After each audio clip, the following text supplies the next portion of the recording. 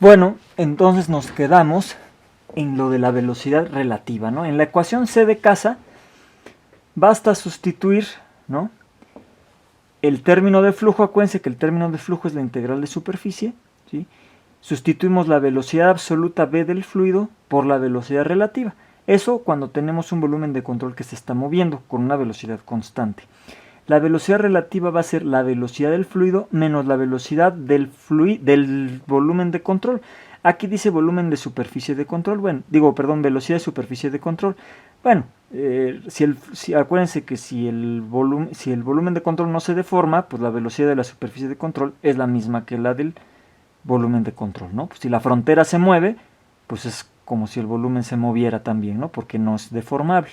Entonces, ese es el concepto de velocidad relativa. Lo tenemos aquí, ¿no? Imaginemos que esta es la superficie de control, un pequeño pedacito de la superficie de control, y se está moviendo con una velocidad que le llamamos velocidad de superficie de control. Y este es el vector velocidad del flujo.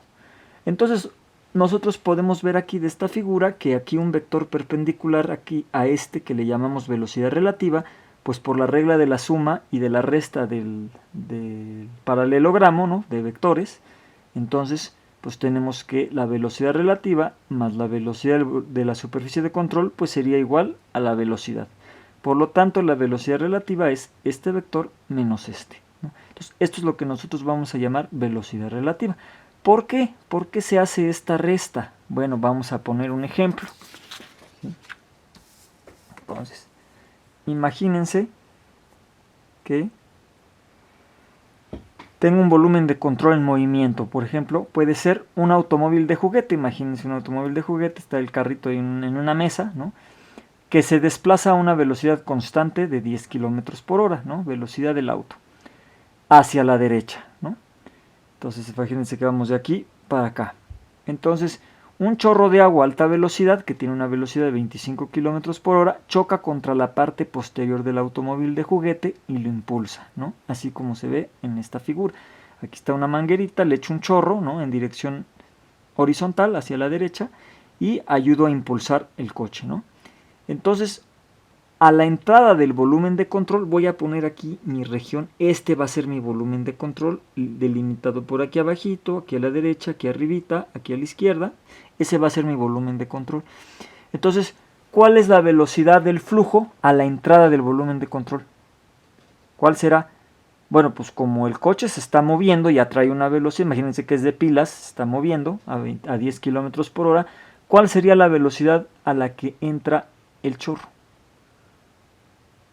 Bueno, pues la velocidad relativa es lo que vamos a llamar la velocidad del chorro menos la velocidad que ya traía el automóvil. ¿Esto por qué?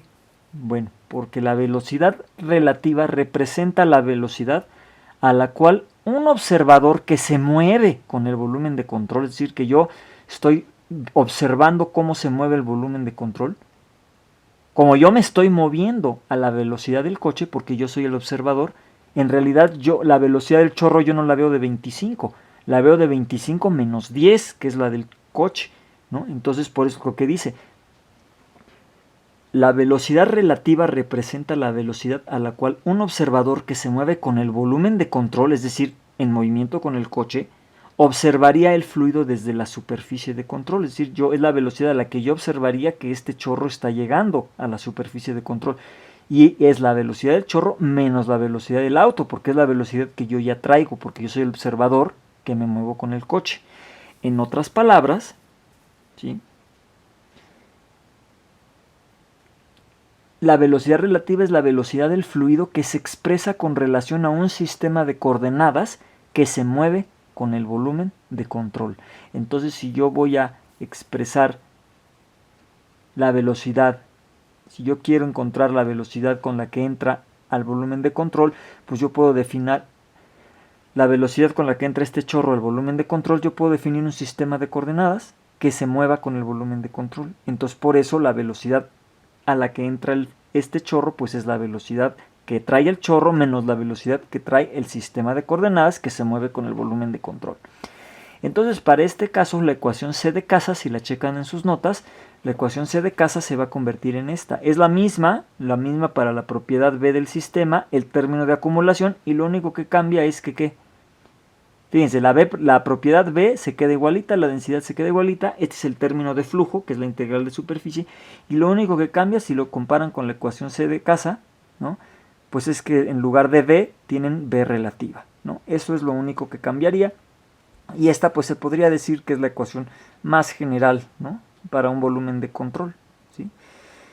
Si el volumen de control es deformable, si el volumen de control se está moviendo, y nosotros no vamos a considerar volúmenes de control que se deforman, pero sí podemos tener el caso donde el volumen de control se mueva a una velocidad constante, es decir, el sistema de coordenadas es inercial, ¿no? Bueno, entonces los volúmenes de control no inerciales no los vamos a tomar en cuenta aquí. Entonces esta es nuestra ecuación más general.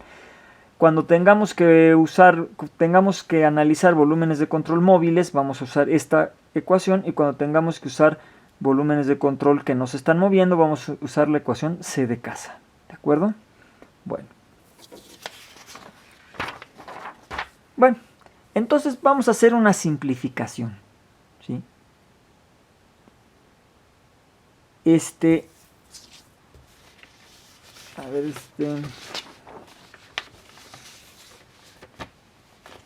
¿Qué simplificación? Bueno, pues que en la mayoría de los casos, ¿sí? en la mayoría de las aplicaciones que se tienen en ingeniería, ¿no? Digo, ahora sí que francamente, las aplicaciones que son prácticas, cuando vamos a utilizar el teorema de transporte de Reynolds a la ingeniería, el fluido cruza el límite del volumen de control en un número finito de admisiones y salidas, bien definidas. Por ejemplo, imagínense una bifurcación en una tubería. Tengo una entrada, pues ya sé que es una entrada, y tengo dos salidas. Entonces, ¿esto qué me va a permitir? Pues que yo descomponga, ¿verdad? Voy a encontrar otra vez la ecuación C de casa, que la tienen ahí, pero ahorita sí la voy a poner acá para que... A ver, ¿dónde está la ecuación C de casa?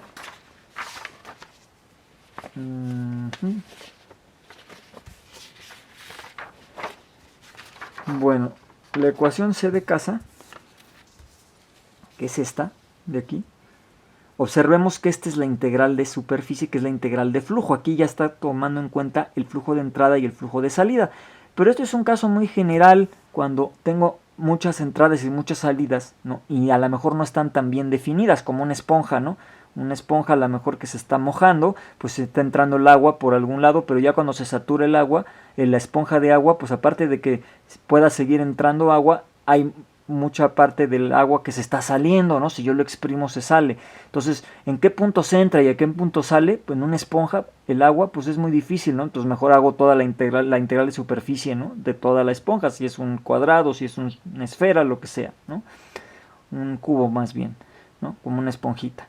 Pero bueno, ese es un caso muy general, pero en los casos típicos de ingeniería pues tengo entradas y salidas bien definidas. Entonces esta integral de superficie la puedo separar en integrales de superficie para la entrada e integral de superficie para la salida. Es decir, puedo separar los flujos de entrada con los flujos de salida. Entonces esta ecuación C de casa se convierte en lo siguiente, ¿sí?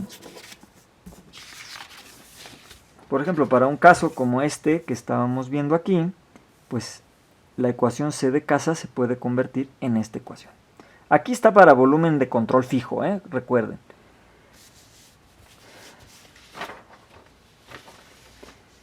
Entonces, esa ecuación que ven ustedes ahí, esta de acá, ¿qué me está diciendo? Pues que el término de acumulación más los flujos de salida menos los flujos de entrada, pues es igual al cambio de la propiedad con respecto al tiempo, ¿verdad? Entonces, aquí vamos a juntar todas las salidas y aquí vamos a juntar todas las entradas, ¿de acuerdo? ¿Qué pasa si el volumen de control se está moviendo? Bueno, pues sustituimos, como bien lo dice el enunciado en las notas que tienen ahí, cuando definimos velocidad relativa, pues dice que nada más se cambia esta velocidad por la velocidad relativa. Y ya, eso es todo lo que tendríamos que hacer, ¿de acuerdo? Bueno, entonces, si yo puedo separar bien las salidas de las entradas, entonces, en ese caso, ¿sí?, pueden reemplazarse las integrales de superficie con expresiones algebraicas aproximadas, es decir, simplificaciones, que están basadas en los valores promedio de las propiedades del fluido que cruza la superficie de control, es decir, propiedades como velocidad y densidad a la entrada y a la salida, propiedades promedio. En mecánica de fluidos, cuando tenemos una superficie de control, ¿cómo vamos a definir una propiedad promedio? Bueno, por ejemplo, la densidad. La densidad es la integral de es 1 entre el área por la integral sobre toda la superficie de la densidad por el diferencial de área. Entonces observen que esta integral es la densidad en toda el área, y esto pues tiene unidades de densidad por área, y cuando yo lo divido entre el área total, pues me da una densidad promedio. Lo mismo para la velocidad. El cálculo de la velocidad promedio es 1 entre el área por la integral sobre toda la superficie de la velocidad por diferencial de área. Pero no cualquier velocidad, es la velocidad proyectada en la dirección normal, ¿de acuerdo? Porque acuérdense que la densidad es un escalar, pero la velocidad es un vector. Entonces se proyecta en la dirección normal. La velocidad promedio es normal a la superficie, ya sea que entre o que sale. Si entra, acuérdense que este producto es negativo. Si sale, este producto es positivo. Bueno, entonces cualquier propiedad promedio se va a definir así. 1 entre A por la integral doble, o la integral de superficie más bien, de esta propiedad por diferencial de área, ¿no? Y esto se le llama promedio de cualquier propiedad B de bueno, ¿de acuerdo? Bueno, entonces, en ese caso, cuando yo tengo entradas y salidas bien definidas, porque en ingeniería tengo muchas veces ese caso, esta integral que aparece en la ecuación C de casa, esta ecuación, ¿sí?, esta integral yo la puedo descomponer en esto. Observemos. Si esta es promedio, esta también es promedio y esta es la velocidad promedio también en dirección normal, pero es la velocidad promedio. Todas esas son constantes. Miren, aquí están. Si son promedios, son constantes, porque ya están integradas en todo el área. Por eso son constantes. Entonces pueden salir de la integral. No importa que dependan del tiempo, porque acuérdense que esta es la integral sobre la superficie, ¿no? Entonces, una vez que ya son promedio, pueden salir. En este caso, pues no van a depender del tiempo, porque generalmente se usa un promedio, ¿no? Y es el flujo, además es flujo, no es sobre la superficie de control. Entonces, si no dependen de la posición, porque ya hicimos el promedio, pueden salir de la integral. Salen de la integral y me queda la integral de superficie del área, pues es la propia área. Entonces me queda la propiedad promedio por ρ por B promedio por el área. Y observen que ρ B promedio por el área, ¿quién va a ser? Pues el gasto másico promedio, ¿no? Entonces este gasto másico por la propiedad B. Entonces, ¿qué quiere decir? Que cuando yo tengo entradas y salidas bien definidas y tengo propiedades promedio como la velocidad, como la densidad en la superficie de control, ya sea que entran, el flujo que entra o el que sale, esta integral de flujo la puedo yo cambiar simple y sencillamente por esta expresión. La propiedad por el gasto másico, nada más. Donde el gasto másico va a ser la densidad promedio por la velocidad promedio por el área, ¿sí? Y entonces, en la ecuación anterior, esta ecuación donde yo tenía los flujos de entrada y de salida separados, esta ecuación, que es el teorema del transporte de Reynolds, cuando yo tengo entradas y salidas bien definidas con velocidades y densidades promedio, lo que voy a hacer es que voy a sustituir. Perdón, ya moví aquí. A ver, tantito. Ahí está. Entonces, voy a sustituir estas integrales por los flujos que acabo de encontrar acá, ¿verdad? Por esto. Entonces esta ecuación, la anterior, se queda así. El cambio de la propiedad de un sistema con respecto al tiempo es igual al término de acumulación, lo dejamos ahorita igual, más estas serían las integrales de superficie, estas las de salida y estas las de entrada. Si tengo, por ejemplo, 4 entradas, que ya sé que son 4 salidas, pues ya sé que tengo 4 veces esto, ¿no? Esto mismo para la salida 1, para la salida 2, para la salida 3 y para la salida 4. Por eso es una sumatoria, donde aquí dice para cada salida. Quiere decir que esta es la densidad promedio y el gasto másico promedio de cada salida. Puede cambiar con cada salida. menos todo lo que es el flujo de entrada. Si tengo dos entradas, pues entonces será el gasto másico promedio y la propiedad B promedio de la primera entrada más, ¿no? Acuérdense, bueno, aquí el menos abarca todo este término y aquí es una sumatoria, ¿no? Sumatoria de todo lo que pasa en la entrada 1 más todo lo que pasa en la entrada 2. Entonces, este gasto y esta propiedad B es para cada entrada. Una vez que ya sumaron todas las entradas, entonces sí ya le ponen aquí el signo menos, ¿de acuerdo? M, ¿quién es? M punto en estas expresiones. M punto, ¿quién es? Bueno, pues M punto es el gasto másico, ¿sí?, a través de la admisión, ya sea admisión o entrada, o también es el gasto másico de la salida, depende de que estemos analizando, ¿sí? Entrada o salida de la superficie de control, y se define así, ¿no? Donde la densidad es promedio, velocidad promedio, pero normal, perpendicular a la superficie, y esta es el área transversal. Bueno, o el área promedio también, ¿no?, en caso de que el área sea irregular. Y entonces, para el ejemplo que habíamos visto anteriormente, bueno, aquí nada más cabe señalar que, bueno, yo ya les había dicho que el flujo en una tubería pues tiene un comportamiento parabólico, por eso aquí lo puse de manera general, pero nosotros vamos a hacer un promedio, ¿no?, como si nada más nos importara la velocidad en el centro, sería una velocidad promedio. No vamos a calcular el perfil aquí ahorita, el parabólico, ¿no?, del que ya hemos hablado, sino vamos a tomar una velocidad promedio y una densidad promedio en 1, en 2 y en 3, ¿no? Y eso es lo que está aquí, ¿de acuerdo? Entonces eso es lo que ya está ejemplificado en esta figura, ¿sí? Entonces tengo la entrada 1, ya tengo la velocidad y la densidad promedio y la propiedad B también promedio, lo mismo para 2 y para 3. Entonces observemos que 1 es entrada y 2 y 3 son salida, ¿no? Y aquí tenemos para cada salida tenemos sus propiedades promedio y para la entrada también. Entonces, ¿cómo quedaría esta ecuación para este ejemplo? Bueno, pues quedaría esta igualita y aquí, ¿cuántas salidas tenemos? 2, tenemos una entrada. Entonces nos quedaría de esta manera, ¿sí?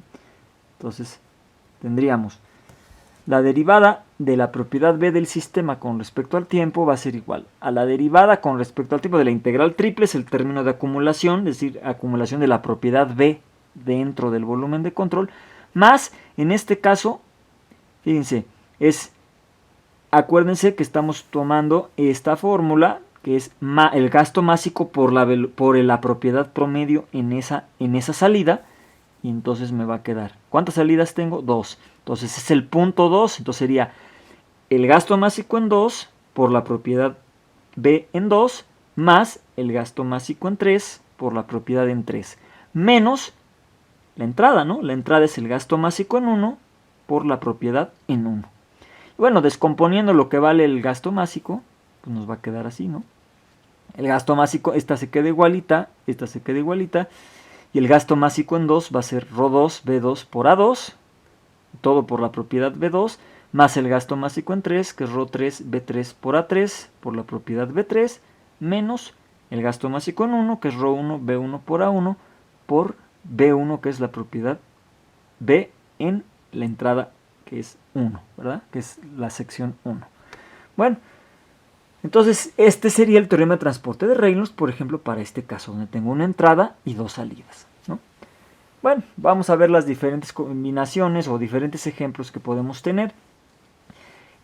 No voy a poner más ejemplos porque ya depende de qué propiedad vamos a analizar. Entonces vamos a ver con detenimiento la conservación de masa, es decir, a B le vamos a llamar que sea la masa, y vamos a ver qué pasa. Lo mismo para momento lineal y lo mismo para la energía, ¿no? Y bueno, este sería el teorema de transporte de Reynolds, y pues ya nada más falta aplicarlo a la conservación de masa, a la conservación de momento lineal y a la conservación de energía.